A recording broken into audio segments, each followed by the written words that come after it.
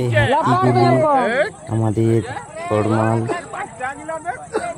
পাথর কুমকুমি পেঁচা করার বেঞ্চে আছে। আজ পাথর কুমকুমির মনে প্রবেশ করছে। হাতি আছে গোটা 40 থেকে 45টি হাতি আছে।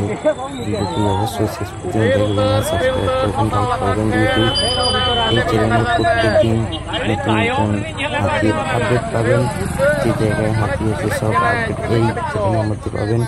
ভিডিওটি অবশ্যই শেয়ার লাইক করবেন আর অপর ভাইকে দেখার সুযোগ করবেন কোনখানে কোন কোন হাতি আছে।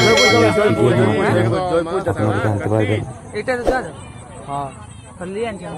সকালে সকল ভাইকে বলছি সাবধানে রাত্রে বের হবে বাড়ি থেকে।